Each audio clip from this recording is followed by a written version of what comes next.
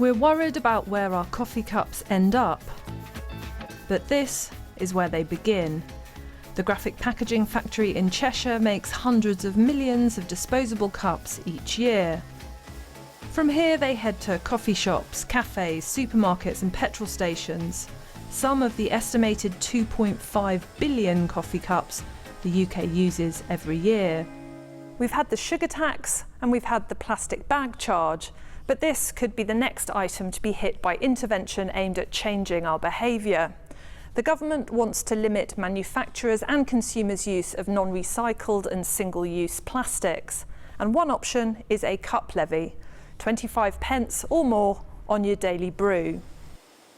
The coffee cup has become something of a poster child for the challenge of the UK's war on waste. It's unfair. Paper cups make up 0.7% of UK packaging waste, 0.1% of household waste. They certainly seem to attract more attention, but it's important to stress that it's a product that is 100% recyclable and that they're being recycled today. The sector's research claims a so-called latte levy could mean 11,000 job losses across manufacturing and retail. 3/4 of consumers who visit a coffee shop are going to another shop to spend money, and 1/3 of those have said that if a latte levy is introduced, they're going to go to coffee shops less. So we know that the high street is having a hard time at the moment, and the research would indicate that a latte levy is just going to make it tougher.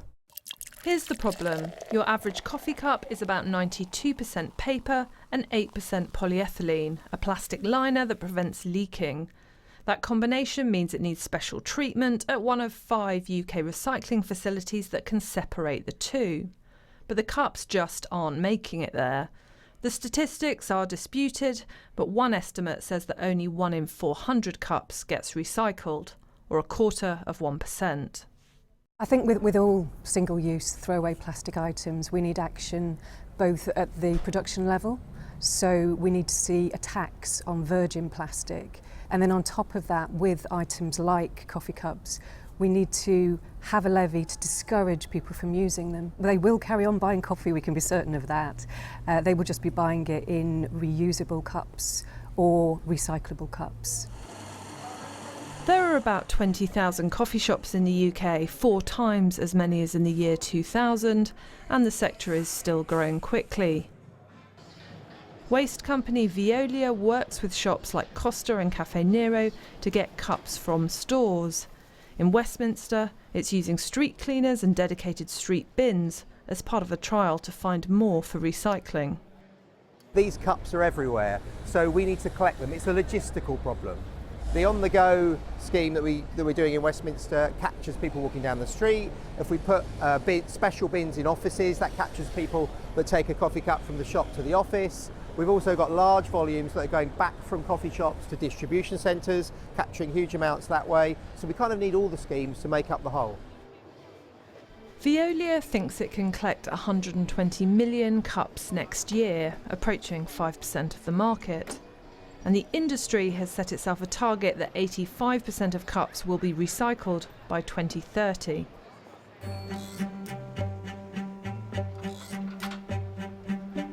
This DS Smith recycling facility in Kent can separate out unwanted plastic before recycling paper cups. Handling the UK's 30,000 tonnes of coffee cup waste each year would only be about 3% of its capacity. A levy could cut disposable cup usage by 30% a year, according to one estimate, but the evidence suggests there's still widespread confusion about if cups can be recycled and where they need to go to become fresh paper. The real challenge is getting our cups to a facility like this that can handle them, and that's why a cup levy could only ever be part of the solution.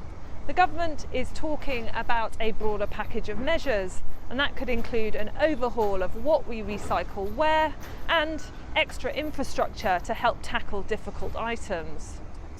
Without change, say Greenpeace, we're set to quadruple the plastic we use by 2050. We need more simplicity, so we need to have less complex, non-recyclable plastics. And once we get that simplicity, it'll be a lot easier to deal with our own recycling at home.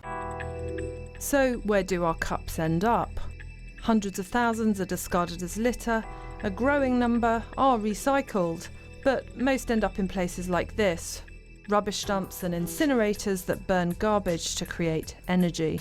A levy could inject a little more heat into companies' and coffee drinkers' efforts to make sure cups are reused.